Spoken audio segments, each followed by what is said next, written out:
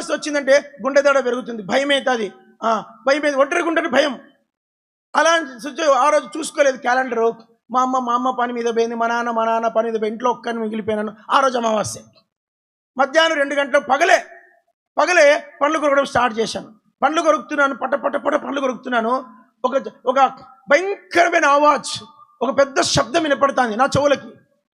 మనిషి స్వరం కాదు, అది డిఫరెంట్ వాయిస్. అమ్మ అది అంటోంది, హమారే సాత్ ఆనా హై అంటది, మాతో వచ్చేయాలని. మరి అన్నాను కైసా అన్నాను, కుచ్మీనే రసీదారులే అనింది.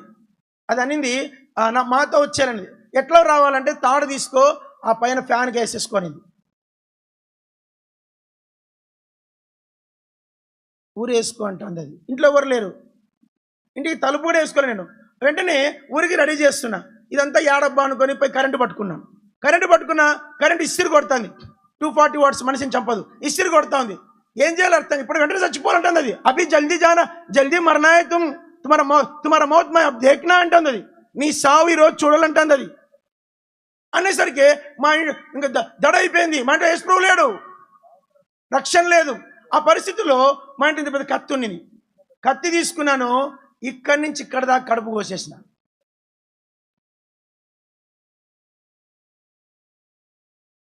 రక్తము కడుపులో నుంచి, నడి కడుపులో నుంచి అడ్డం కోసిన. రక్తము కిందకి కాళ్ళ వరకు గారి అచ్చులు, పాదాలు, అడుగులు పడతాను. వెంటనే చావాలని ఇంకవన్నీ చెప్పొద్దు ఇక్కడ. 7 సార్లు పొడి చేసుకున్నా. 7 టైమ్స్ పొడి చేసుకున్న తర్వాత అప్పటికి నేను కొలాప్స్ అయిపోయినా, బ్లడ్ లాస్. నాకు అప్పుడు 20 ఇయర్స్, 19-20 ఇయర్స్, 19-20 సంవత్సరాలేమో. కింద పడిపోయినాను. నాకు రక్తం అంతా గారిపోతుంది. నా చెయ్యి రావట్లేదు, ఇంకా చెయ్యి పిడికిలు రావట్లేదు. కళ్ళు బైర్లు గమ్ముతున్నాయి, చీకటి వచ్చేస్తుంది, రక్తం అంతా పోయింది. దగ్గర నా బాడీలో జస్ట్ కొర ప్రాణంతో నాకు బ్రీతింగ్ తీసుకోవడం కష్టమవుతుంది. అప్పుడు కూడా మాట్లాడుతుంది అది, తుమ్కో శరం నై అభి జిందా హై అబ్ ఆనా హై హమారే సాత్ అంటాను. అది ఏందో అర్థం కావట్లేదు, నాకు తెలియదు దాని గురించి.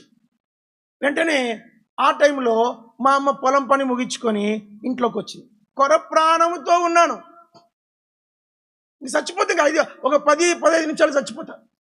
మా అమ్మ వచ్చేసరికి ఏంటి, తలుపు వేయలే, సూసైడ్ చేసుకొని తలుపులు వేసుకోలే నేను. మా అమ్మ లోపలికి వచ్చింది, గట్టిగా అరిచింది. బంధువులందరినీ పిలిచింది, స్నేహితులందరినీ పిలిచింది, పక్కింటి ముస్లిమ్స్ అందరూ వచ్చారు. ఏమైందమ్మా, ఏమైంది, మీరే చూస్తున్నారు. అయితే ఒక ఆయన వచ్చి చూశాడు, పల్స్ ఉంది. అమ్మ నీ కొడుకు ఇంకా